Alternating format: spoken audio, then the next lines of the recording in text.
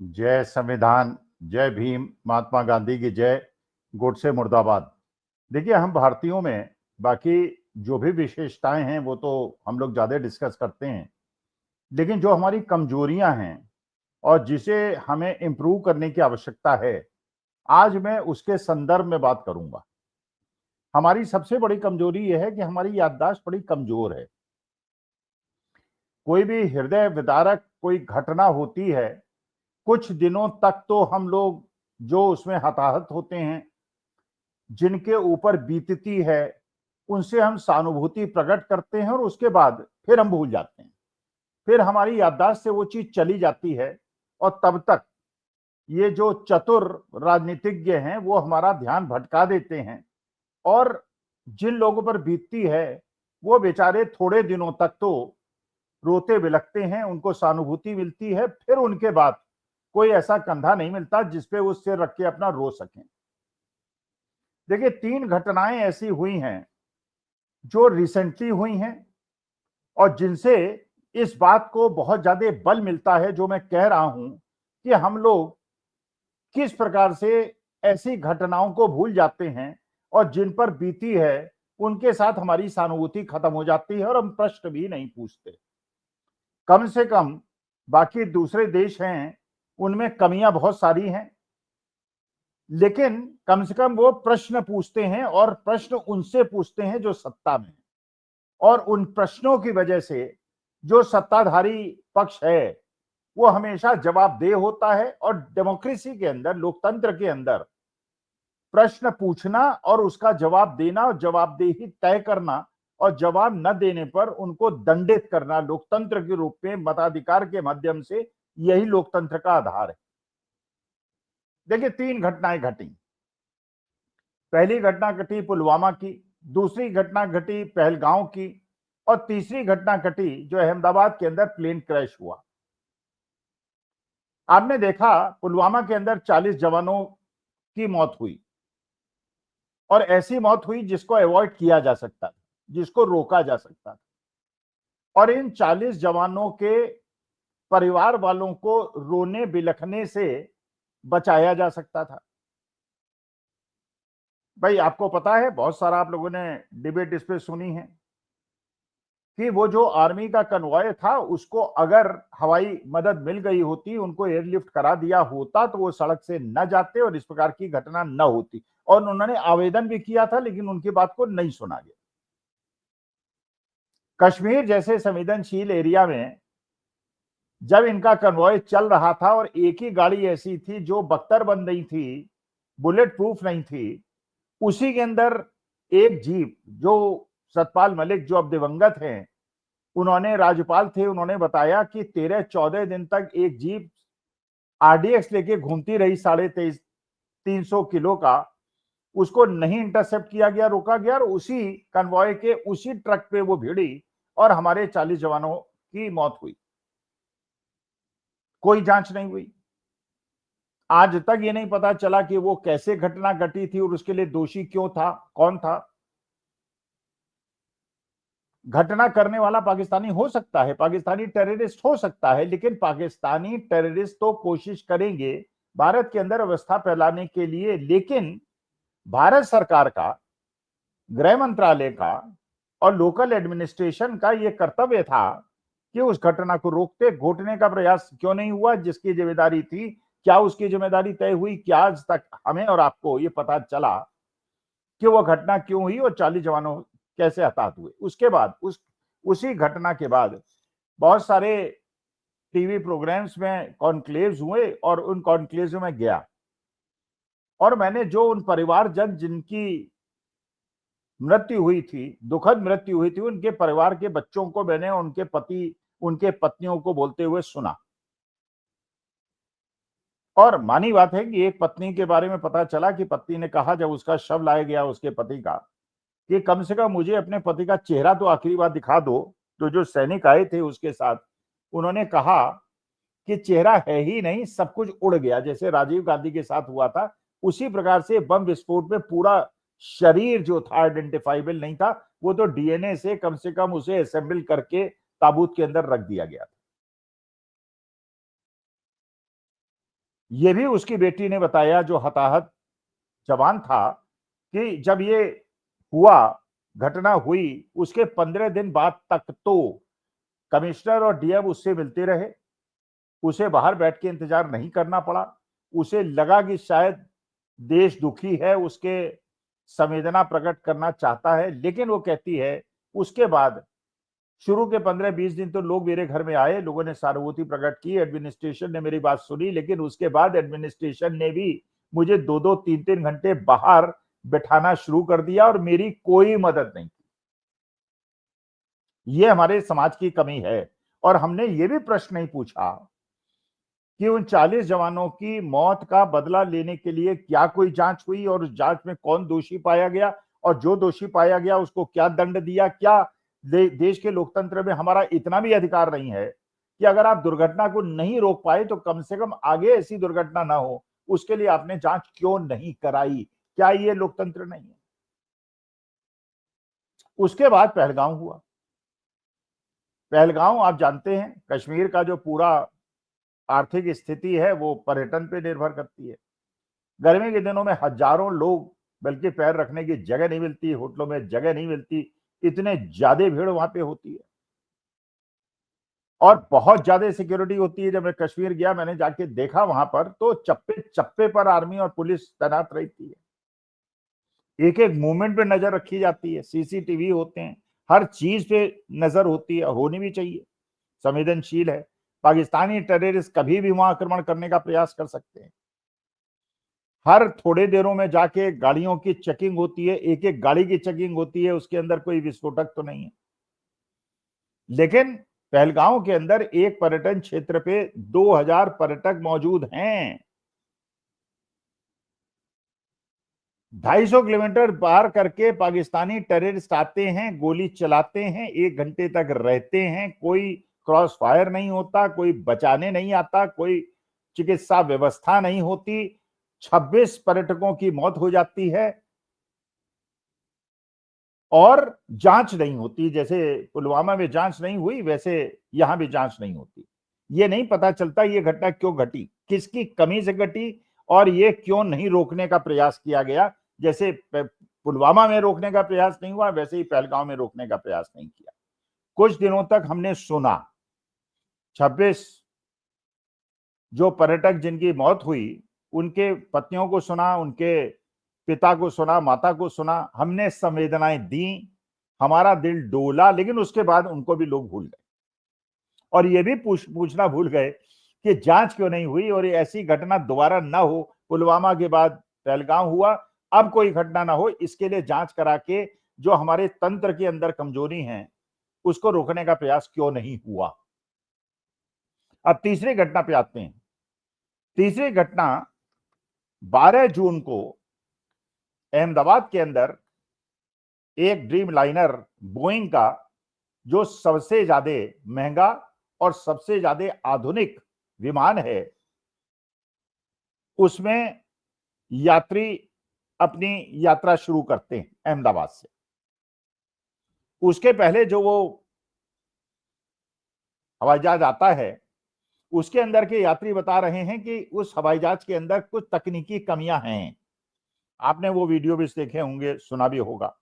लोग बता रहे हैं एसी नहीं चल रहा है, फिल्म नहीं चल रही है, जबकि वो बहुत महंगा विमान है, सबसे महंगा विमान है, सबसे आधुनिक विमान है, हजारों लाखों करोड़ों का विमान है। और जैसे ही विमान उड़ान भरता है, 40 सेकंड के अंदर वो क्रैश कर जाता है। उसमें 150 से ज्यादा यात्रियों की मौत होती है। केवल वहीं पे मौत नहीं होती है, जब वो प्लेन क्रैश करता है तो जिस मेडिकल स्टूडेंट्स के हॉस्टल पर क्रैश करता है, वहां पूरा घुस जाता है और उसके अंदर भी मौतें होती हैं, जिसके बारे में आज तक हमको नहीं पता। पूरा देश व्यथित होता है।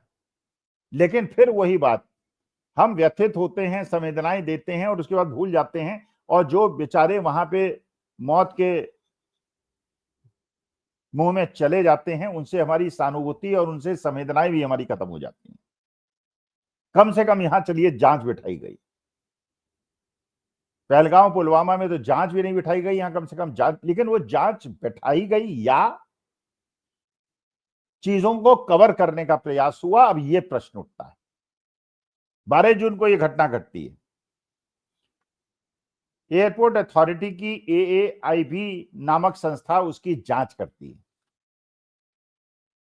ब्लैक बॉक्स मिलता है, ब्लैक बॉक्स की जांच होती है, ब्लैक बॉक्स से ये पता चलता है। अब ये पता चलाना बहुत ज्यादा आवश्यक है कि वो तकनीकी कारण से दुर्घटना हुई, पायलट्स की गलती से दुर्घटना हुई, सॉफ्टवेयर की गलती से दुर्घटना हुई, या हवाई जहाज के तकनीकी पहलू के कमी की वजह से घटना हुई।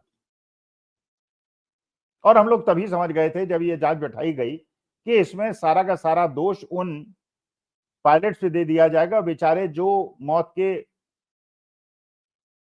काल में समा गए।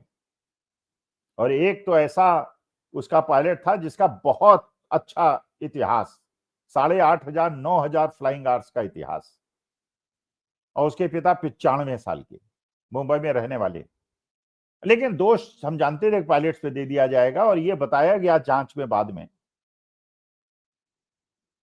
कि क्योंकि एक पायलट ने, किसी ने उसका फ्यूल सप्लाई को बंद कर दिया, इसलिए इंजन में ईंधन नहीं पहुंचा और वो क्रैश कर गया। अब यहां पे भी देखिए तकनीकी प्रश्न, मैंने जो इस सब्जेक्ट के विशेषज्ञ हैं उनसे बात की तो उन्होंने ये कहा, पहली बात, जो फ्यूल सप्लाई बंद करने का मसला होता है वो 40 सेकंड में हो ही नहीं सकता, दैट टेक्स अराउंड 3-4 मिनट्स। तो अगर उसको बंद, ऐसा तो है नहीं कि आपने बटन गलती से दबा दिया इसलिए सप्लाई बंद हो गई, वो कहते हैं ऐसा संभव नहीं है, उसको बंद करने में भी 3-4 मिनट का टाइम लगता है, और बड़ा आसान काम नहीं है वो। 3-4 मिनट का टाइम फ्यूल सप्लाई बंद करने को लगता है, और प्लेन क्रैश कर जाता है 45 सेकंड के अंदर। क्या ये प्रश्न पूछने की आवश्यकता नहीं है जो इंक्वायरी कमेटी है उनको, ऐसा कैसे संभव हो गया? फिर ब्लैक बॉक्स ये भी बताता है, एक पायलट दूसरे पायलट से पूछता है कि तुमने ये फ्यूल सप्लाई क्यों बंद की? उसने कहा साहब मैंने बंद नहीं की। लेकिन दोष ऐसे पायलट्स को दे दिया जाता है जो जवाब दे नहीं सकते, अपने को बचा नहीं सकते, उनके चरित्र का हनन हो गया। क्या पहले हुआ है, कई जगह हुआ है, विश्व के अंदर ऐसा हुआ है कि पायलट्स ने जानबूझकर दुर्घटना करवाई है, लेकिन यहां पे जो कन्वर्सेशन दिखाई पड़ता है, और दोनों पायलट्स का इतिहास ऐसा है कि उनसे ये अपेक्षा नहीं की जा सकती, और इंटेंशन भी नहीं पता चल रही कि ऐसा क्यों है जो उन्होंने इस वजह से ऐसा किया। और जो हवाई जहाज ग्राउंड में रहता है उस समय उसके सारे इंस्ट्रूमेंट्स को चेक किया जाता है, फ्यूल सप्लाई ऑन होती है, वो उड़ान भरता है, और जो चीज 3 मिनट के अंदर बंद होती तो 3 मिनट के बाद भी अगर फ्यूल सप्लाई बंद होता, प्लेन क्रैश करता, तब ये प्रश्न उठता। लेकिन 45 सेकंड के अंदर अगर प्लेन क्रैश करता है तो इसका मतलब ये है वो पक्ष नहीं है जो जांच बता रही है, और पक्ष वो हो सकता है कि इसके अंदर कोई सॉफ्टवेयर की कमी है या तकनीकी कारण है बोइंग का। लेकिन बोइंग ऐसी कंपनी है, आप जानते हैं, जिसका लाखों करोड़ का बिजनेस है, पूरे वर्ल्ड में उसकी एक रेपुटेशन है, और लाखों करोड़ का उसका फायदा है, और अपनी रेपुटेशन को बचाने के लिए 10-15 हजार करोड़ की घूस देना उसके लिए कोई बहुत बड़ी बात नहीं है। और आपको यह भी पता है, जहां ये कहा जाता है कि पिछले 10 साल से भ्रष्टाचार नाम की कोई चीज नहीं है, वहां पे 10-12 हजार करोड़ में तो सरकारी अफसर और ये जांच अधिकारी दरी की तरह बिछ सकते हैं। मैं आरोप नहीं लगा रहा हूं, मैं केवल प्रश्न पूछ रहा हूं कि अगर उन दिवंगत पायलट्स पे प्रश्न उठाया जाएगा तो यह भी प्रश्न उठाया जाएगा कि जांच में इस पक्ष को क्यों नहीं देखा गया कि जो प्लेन ग्राउंड के अंदर था, सारी चीजें टेस्टिंग हो गई थी, फ्यूल सप्लाई खोली गई थी, 45 सेकंड के अंदर वो क्रैश कैसे कर गया, जबकि उसको बंद करने के लिए 3-4 मिनट का टाइम लगता है। आपको पता ही है जो अडानी जी के ऊपर केस चल रहा है अमेरिका के ऊपर, वहां पे आरोप ही यह है कि अमेरिकन इन्वेस्टर्स को धोखा देने के लिए भारतीय सरकारी कंपनियों के अधिकारियों को घूस देकर एस्टिमेट्स में हेरफेर की गई। अमेरिका में जांच हो रही है, कोर्ट में केस है, समन इशू हो गया है जो अडानी जी को सर्व नहीं हो पा रहा है, लेकिन भारत के अंदर जो घूस लेने का आरोप जिसपे वो जांच हो रही है, हमारे देश के अंदर कोई जांच नहीं चल रही है। तो जांच का न होना भ्रष्टाचार का सामने ना आना केवल क्या इसीलिए हो रहा है कि कहने के लिए कि पिछले 11 साल के अंदर कोई भ्रष्टाचार नहीं हुआ? क्या ये हमारा कर्तव्य नहीं बनता कि जिन 150 से ऊपर लोगों की इस प्लेन क्रैश के अंदर मृत्यु हुई है, उनके प्रति हमारी जवाबदेही है और उनके परिवार के लोगों को यह बताने के लिए कि सरकार संवेदनशील है और इसके अंदर भ्रष्टाचार सहन नहीं होगा। और ये प्रश्न भी पूछना क्या हमारे लिए आवश्यक नहीं है कि उन पायलट्स को दोषी बताकर उन पे दोष डाल के, क्योंकि जवाब नहीं दे सकते, असली मूल प्रश्नों को बचाया जा रहा है। और एक इसमें और एंगल है कि क्या विजय रूपाणी साहब, जो गुजरात के लंबे समय तक मुख्यमंत्री थे और भारतीय जनता पार्टी के मेंबर ऑफ पार्लियामेंट थे, उनके बारे में कहा जाता है कि वो कोई रहस्योद्घाटन करने वाले थे, वो भारतीय जनता पार्टी के अपने हाई कमान के नेताओं से खुश नहीं थे। तो क्या क्या मैं आरोप नहीं लगा रहा हूं, मैं प्रश्न पूछ रहा हूं, क्या विजय रूपाणी साहब को रास्ते से हटाने के लिए 150 से ज्यादा लोग जो प्लेन पे सवार थे और जो नीचे जाके क्रैश हुए, उनको कोई षड्यंत्र हुआ? और ये भी आपको ध्यान रखना होगा इस विषय पे, विजय रूपाणी क्योंकि चीफ मिनिस्टर थे, तो उनके अंतिम संस्कार के लिए जो खर्चा हुआ उसमें गुजरात सरकार ने सहयोग करने से मना कर दिया। जबकि अगर पार्टी की सरकार है और पार्टी के सरकार के वो मुख्यमंत्री थे, तो इतनी संवेदनशीलता तो दिखानी आवश्यक थी। क्योंकि अगर चलिए डॉक्टर मनमोहन सिंह के अंतिम संस्कार में आपने संवेदनशीलता नहीं दिखाई और उनको कोई स्थल नहीं दिया जहां पे जाके हम लोग मत्था टेक सकें और विश्व के सबसे बड़े अर्थशास्त्री के प्रति अपने श्रद्धा भाव सुमन अर्पित कर सकें, तो कम से कम अपने प्रदेश के मुख्यमंत्री विजय रूपाणी के प्रति तो वो संवेदना दे देते, लेकिन वो भी संवेदना नहीं दिखाई पड़ी। वो संवेदना सतपाल मलिक के लिए भी दिखाई नहीं पड़ी। और जो हमारे धनखड़ साहब थे वाइस प्रेसिडेंट, उनके प्रति भी नहीं दिखाई पड़ी। सतपाल मलिक का भी कोई डिस्कशन नहीं हुआ। धनखड़ साहब का स्वास्थ्य खराब हुआ, अब कैसा स्वास्थ्य है उसके बारे में भी कोई बुलेटिन नहीं हुआ। डॉक्टर मनमोहन सिंह के अंतिम संस्कार के लिए कोई स्थान नहीं दिया, उन्हें कोई उनको स्मरण नहीं किया गया। और वही चीज विजय रूपाणी के साथ हुई। तो मैं आप लोगों से निवेदन करता हूं, भारतवासियों से निवेदन करता हूं, संवेदनशीलता थोड़े दिनों तक ठीक नहीं है। जिन परिवारों के लोगों के प्राण जाते हैं और सरकार की असंवेदनशीलता की वजह से जाते हैं, उसमें अगर आप प्रश्न नहीं पूछेंगे समय, तो सरकार ऐसी ही करती रहेगी, चाहे वो सरकार किसी की हो, इस पक्ष की हो या उस पक्ष की हो। लेकिन लोकतंत्र के अंदर प्रश्न पूछना हमारा कर्तव्य है। हम आरोप नहीं लगाते, हम प्रश्न पूछते हैं कि 2 जगह पर पुलवामा पहलगांव में तो जांच ही नहीं हुई, और यहां पे जो अहमदाबाद प्लेन क्रैश के बारे में जांच हुई वो खुद शक के दायरे में है। प्रश्न पूछते रहिए, लोकतंत्र को अगर मजबूत करना है। नमस्कार, धन्यवाद और प्रणाम।